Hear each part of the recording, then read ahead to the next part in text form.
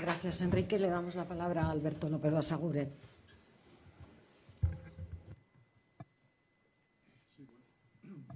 Buenos días. Muchas gracias, Pilar. Bueno, yo creo que se nos plantea, teniendo en cuenta o a la vista de los retos estratégicos que tiene la Unión Europea, cómo situarnos como una organización federalista en el contexto no estratégico, como se hablaba ayer, sino en el contexto puntual de unas elecciones que se insertan dentro de un proceso. Yo no me siento especialmente hábil para diseñar estrategias políticas, por tanto, mi reflexión va a ser un poco, intentando dar, en la medida de lo posible, la respuesta de la que me siento capaz a ese planteamiento. Ayer tuvimos exposiciones complementarias realmente muy, no solo sugestivas, sino muy excitantes respecto a cuáles son los retos a los que se enfrenta la Unión Europea, pero también se puso de manifiesto, y en ese sentido quiero alabar la intervención de Carme Valls, teniendo en cuenta el referente de qué hemos ido construyendo hasta aquí. Y yo creo que ahí, luego volveré sobre ello, ahí puede estar uno de los problemas fundamentales del proceso de integración europea en el momento actual. Y respecto a lo que podemos hacer, quiero retomar una cosa que ayer se repitió mucho y a la que yo quiero poner alguna objeción. Ayer se insistía mucho sobre la responsabilidad de los medios de comunicación, que no comunican adecuadamente lo que se hace en la Unión Europea, cómo se hace, etcétera. Y llamativamente se hacía desde personas de partidos políticos. Yo tengo, sin quitar ningún pero, sin poner ningún pero al papel de los medios de comunicación, yo creo que, y eso enlaza directamente con las elecciones que nos vienen, a la vista de la experiencia de las elecciones europeas, las elecciones al Parlamento Europeo que hemos vivido hasta ahora, yo creo que la responsabilidad fundamental está en los partidos políticos. Si echamos la vista atrás en cómo se han desarrollado las campañas electorales, y me temo que acabará dándome la razón las próximas elecciones, por desgracia, el debate fundamental que se transmite a los medios de comunicación, a la ciudadanía, es en clave política interna. Raramente encontrará a alguien, salvo en sectores o en círculos quizás un poco más especializados, muy restringidos, con escasa repercusión en la opinión pública, reflexiones con ocasión de las elecciones al Parlamento Europeo sobre los asuntos de integración europea. Raramente, al menos esa es mi experiencia. Y si se me desmiente, pues lo veremos. Por tanto, creo que uno de los primeros retos que una organización como UEF tendría que tratar de ser, en la medida de nuestras limitadas fuerzas, tratar de que se sitúe por parte de los partidos políticos el debate electoral en un debate sobre la integración europea. Y me temo que hablaremos más de Gürtel, de corrupciones, de Consejo General del Poder Judicial, de responsabilidad de unos y de otros en la política interna en unas elecciones que no son para eso. Por tanto, creo que ahí tendríamos que hacer como organización un esfuerzo fundamental. A partir de ahí, yo quería situar, o la reflexión que yo puedo hacer, se sitúa más en la combinación entre esos retos estratégicos de los que se hablaba ayer, y especialmente tengo que confesar de partida que comparto la visión de Guy Verhofstadt sustancialmente, y la que viene representando hasta ahora en ese sentido. Creo que uno de los grandes problemas es el difícil encuentro, la difícil articulación entre los enormes retos estratégicos a los que se enfrenta la Unión Europea, y creo que él lo expresó ayer muy sintéticamente y no voy a repetir, y la articulación institucional de la Unión Europea claramente incapaz de que la Unión Europea afronte esos retos con un mínimo de posibilidades de éxito.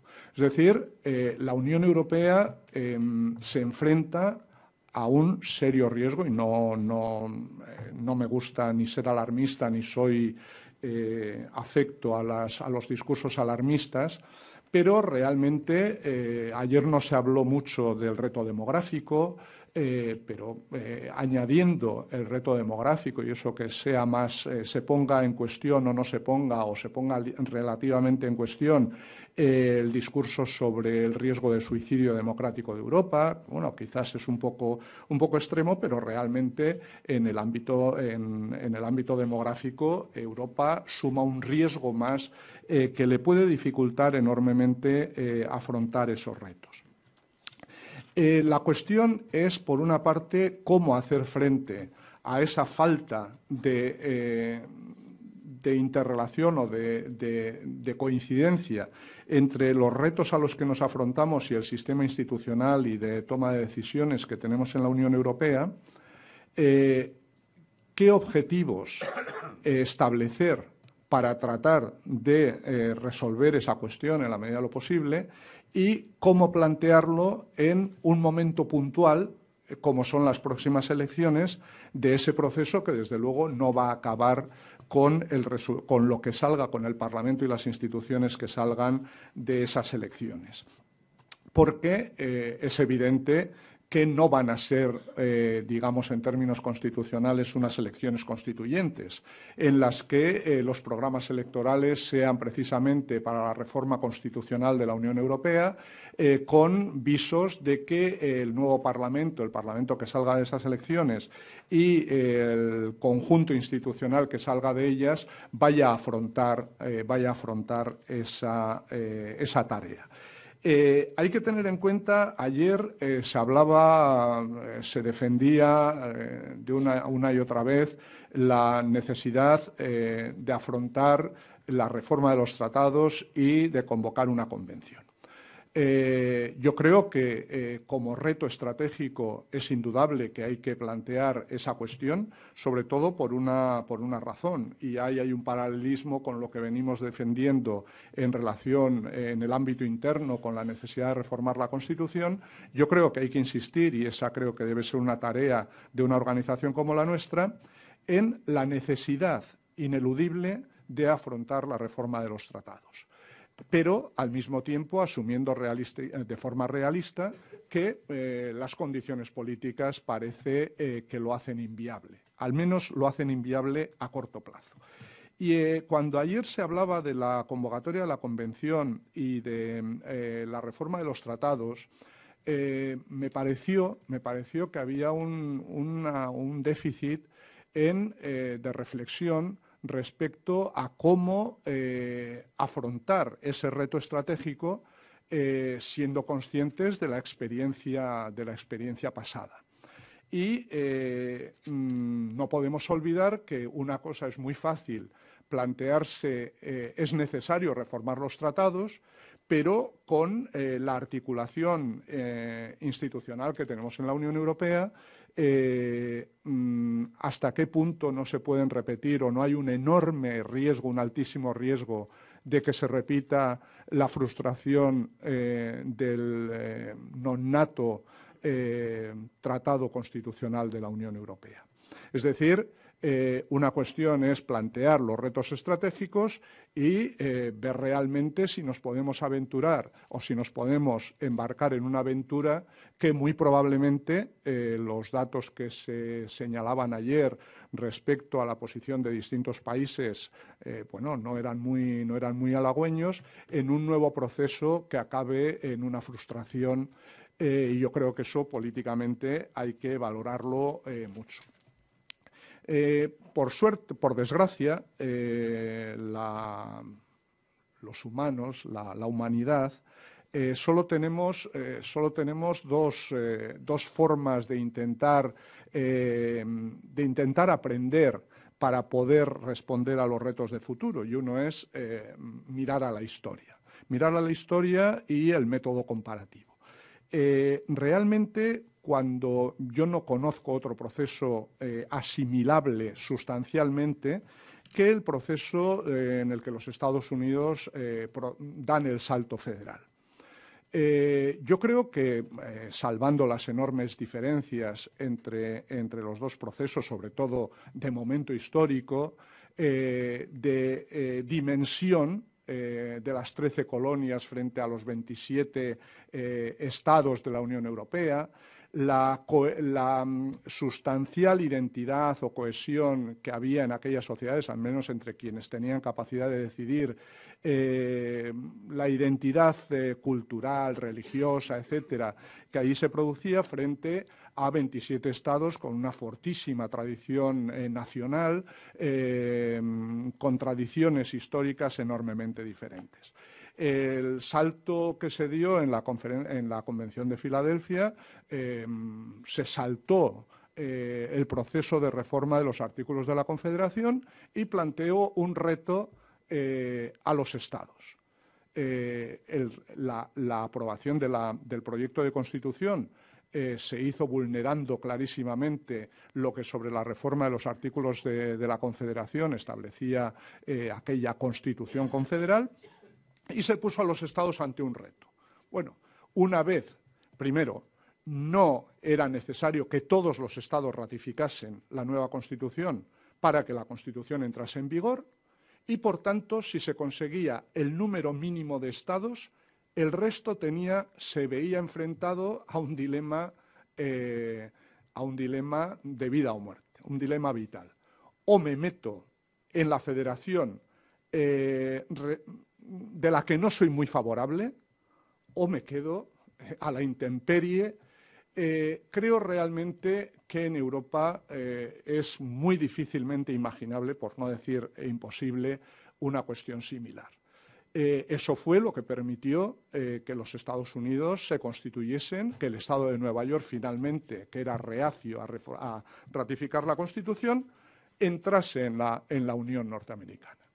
Claro, pensar que en Europa se puede dar ese salto, que es lo que parece que sería indispensable, yo creo que es absolutamente ilusorio. Por tanto, tenemos que seguir arando con los bueyes que hemos venido arando hasta ahora, que es una combinación entre retos estratégicos, más para unos que para otros, de naturaleza federal, es decir, ya ayer se recordó que ya desde la Declaración Schuman ya se concluía diciendo que, bueno, que el horizonte sería esa federación, pero se ha ido aplicando lo que es, puede ser puesto relativamente en cuestión sobre lo que se conoció como el método funcionalista, pero es verdad que no es un método que saque consecuencias, que se aplique automáticamente, que no necesite o no haya necesitado de fuertes impulsos políticos,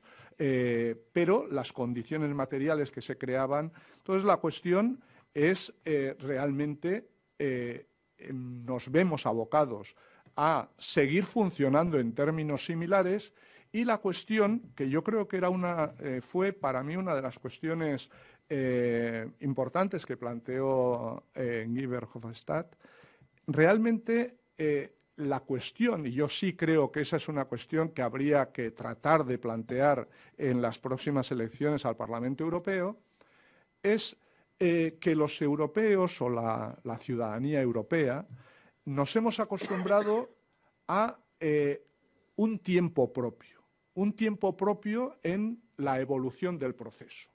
Nosotros seguimos a nuestro ritmo, según podemos, según sean las circunstancias, las resistencias de unos u otros estados, y entonces cuando conseguimos avanzar, avanzamos a nuestro ritmo. Pero la cuestión es, ¿ese ritmo es coherente y es compatible con el ritmo de la realidad actual?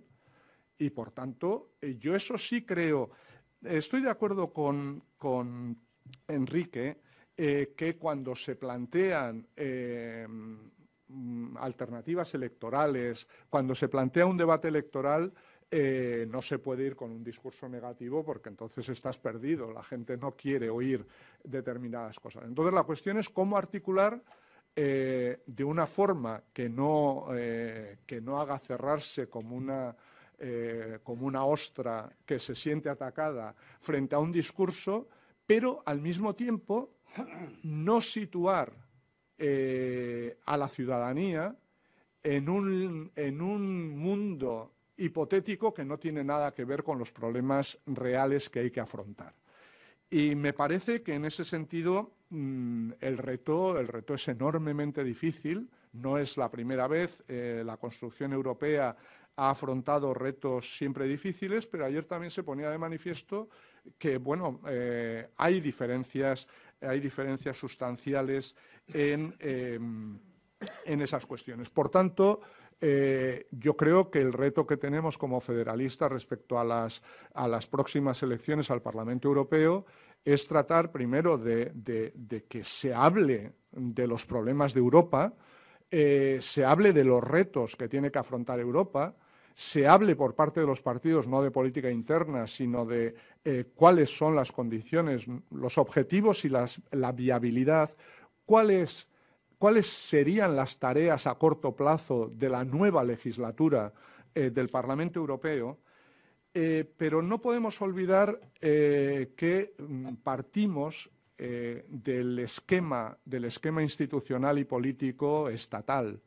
Y además la práctica totalidad de los países europeos significativos tenemos, y otros tienen mucho más larga, una tradición de sistema parlamentario, con todo lo que eso significa. Y si planteamos las cosas en los mismos términos en el ámbito de la Unión Europea, las cosas chirrían porque el sistema institucional de la Unión Europea no es un sistema parlamentario de gobierno. Y, no sé hasta qué punto ese tendría que ser un reto, pero hoy por hoy no es un sistema parlamentario de gobierno, por tanto no hay una relación de confianza entre Comisión y Parlamento, y además gran parte de las decisiones es otro órgano, no lo que sería el Ejecutivo comunitario, sino el Consejo de la Unión, el que entra en el proceso de colegislación. Por tanto, son unos condicionantes que nos tienen que hacer ser muy precavidos en cómo se plantean políticamente las cosas. Sí quería, para más o menos concluir esta primera intervención,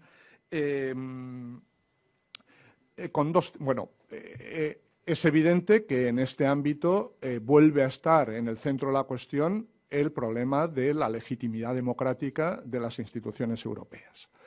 Y plantear esa cuestión políticamente pues no es muy sencillo, porque aunque ha habido enormes avances desde este punto de vista, es evidente que todavía tenemos una distorsión que yo creo que es uno de los condicionantes en la Unión Europea, de los condicionantes más importantes. Tenemos una distorsión en que todavía hoy por hoy la legitimidad política es de base estatal, es decir, Angela Merkel actuaba en la Unión Europea sobre la base del respaldo de los ciudadanos alemanes. Y, por tanto, hay una distorsión entre el fundamento de la legitimidad democrática, que es nacional, estatal, y la actuación en el ámbito comunitario, siendo cierto, suscribo totalmente la regañina que hacía Enrique, si se me permite calificarlo así, cuando los gobiernos dicen no, es que Bruselas nos impone. No, en Bruselas se decide entre todos y, por tanto, tú has participado en la decisión, y es el gran reforzamiento político de los ejecutivos nacionales se ha producido precisamente en el proceso de decisión conjunta en el seno de la Unión Europea. Pero, para concluir, una cuestión en dos vertientes. Siento, aunque este es un congreso de UEF España, somos Euskal Federalistak. Ayer se planteó el debate y coincido que es una cuestión trascendental que hay que plantear. En el horizonte de las reformas institucionales de la Unión Europea, algunos venimos defendiendo desde hace mucho tiempo que un reto fundamental es cómo insertar, no como una cuestión interna de cada Estado, sino en la organización institucional de la Unión Europea, los territorios con poderes legislativos. Y ese es un reto que hasta ahora se ha dejado, bueno, cada Estado se lo organiza como quiera, y yo creo que eso está creando una serie de problemas de sentido de falta de legitimidad en partes importantes de la ciudadanía de distintos territorios, y es una fuente de distorsión en la adhesión al proyecto de integración europea tal y como se está realizando en la actualidad. Creo que es un tema que hay que poner encima de la mesa y es un tema de trascendencia europea, no de trascendencia política interna exclusivamente. La cuestión es cómo se plantea ese reto.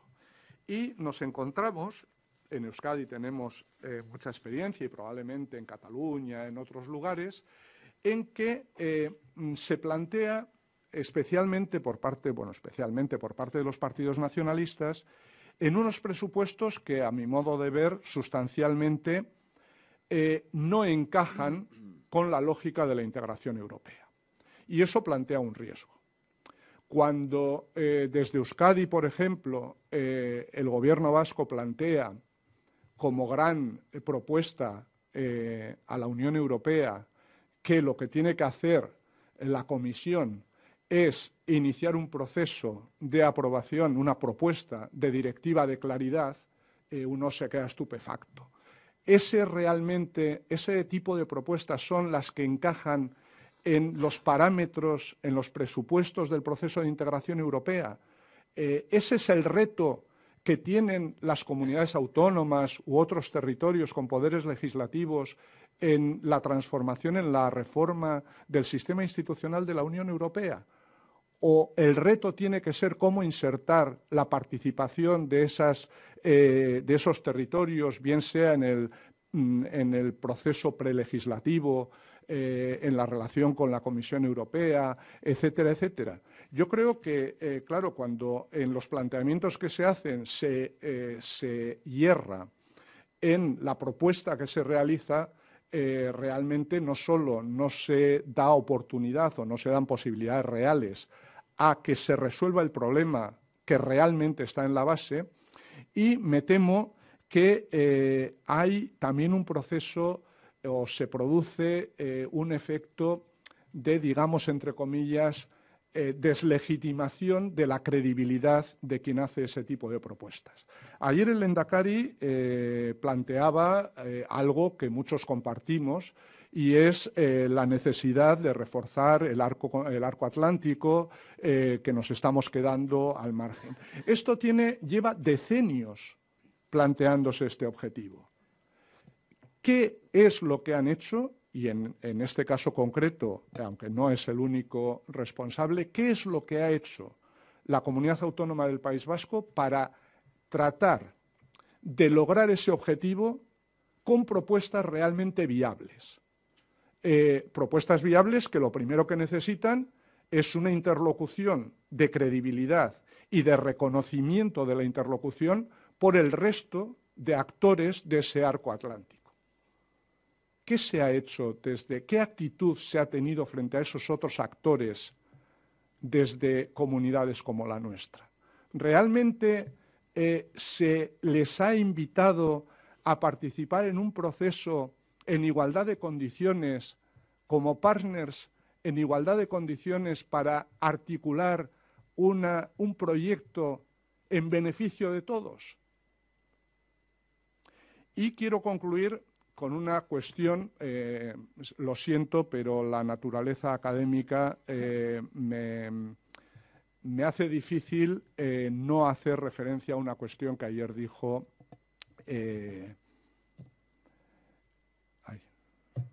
la edad con los nombres, Bilbao Barandica, Izaskun Bilbao. Izaskun Bilbao hizo un alegato final mostrando el concierto económico como ejemplo de sistema de financiación federal. No hay ningún Estado federal en el mundo que tenga un sistema de financiación similar. No hay ninguno. Por tanto, si federalismo es la realidad de los Estados federales, no vendamos lo que no es. El sistema de concierto económico, no sé si para bien o para mal, es un sistema confederal de financiación. Por tanto, pongamos las cosas en sus justos términos. Es perfectamente legítimo defender el sistema de concierto económico y proponerlo para la Unión Europea, pero hagámoslo sin engañar en los términos o sin confundir en los términos. Por tanto, los nombres, las denominaciones, tienen mucha importancia respecto a lo que entendemos de las cosas que se nos dicen. El sistema de concierto económico no es un sistema federal y nada más, esto es lo que soy capaz de decir sobre estas cosas.